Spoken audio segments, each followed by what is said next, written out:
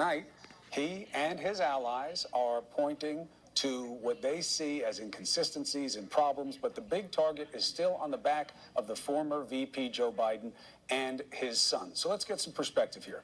We have Democratic Congressman Tom Malinowski. Now, he knows firsthand, all right, he was the former Assistant Secretary of State during the Obama administration. He was well aware of what Biden was doing and why. Thank you for joining us. Thank you, sir. Now, just to hit a couple of points of where we are in the state of play. You heard Fred Flight's smart guy attacking the whistleblower. One big reason is obviously the enticement of the unknown, but also they don't like the transcript. Do you care as much about the whistleblower when you have the text of the call? No. We're all interested in the human drama of the whistleblower, but we know what the president did. He traded our national security for political favors. And how do we know? Because they admitted it. They released the transcript. So it's a rare congressional investigation that begins with most of the facts in hand. Obviously, we have to take this further. Even if you catch somebody robbing a bank in America red-handed, you still have a trial and a jury and witnesses and testimony. But we basically know the heart of the matter. You certainly know. You don't know the people that the whistleblower was talking to kind of flesh out the different aspects of why this was going on and how, Sure. But you do know that it's not made up out of whole cloth because you had the call.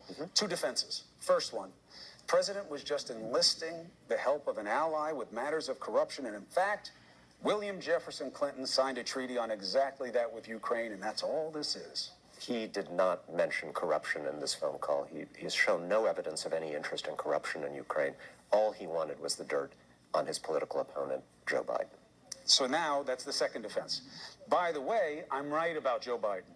Joe Biden held the money over Ukraine's head until they got rid of the prosecutor that was looking at the company that his son was working with. Now, those are all true statements. He was holding up the money. He did want to get rid of the prosecutor. The prosecutor was in charge of a case into the person who owned the company that Hunter Biden sat on the board of. Not he, we. This is the key. There was a crooked prosecutor in Ukraine who was not bringing prosecutions on anybody. There was absolutely not a single active anti-corruption prosecution going on in Ukraine, including with respect to this company that Biden's son was involved in.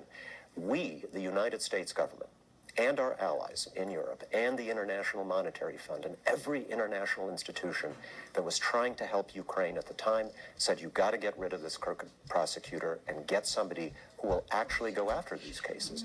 So the irony is, Biden, who was just the messenger, one of many messengers of this policy, was trying to get the Ukrainians to do something that would place, if his son had been doing anything wrong, would have placed his son in greater jeopardy, not less.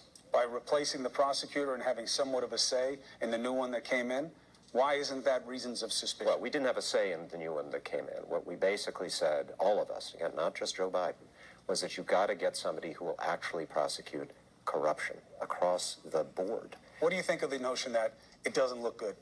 Doesn't look good when you're in charge of something and your son is in the purview of what you're taking on? Yeah, I wouldn't even say he was in charge of something. I mean, John Kerry made this point to the Ukrainians. The president of the United States, Barack Obama, was in charge of this policy. But they made Biden the point person, we're told. A point person. How many point people can you have? We had our ambassador. We had the Secretary of State. We had every single official who was working on Ukraine. Joe Biden brags that he's the one who held the money over their head, and that's why they did it. Well, we did, and it was successful, so I can understand why he would say I was involved in a successful policy. But it was the right policy, because we did condition aid, absolutely, on Ukraine actually doing something about corruption, because we wanted to make sure that our money that we were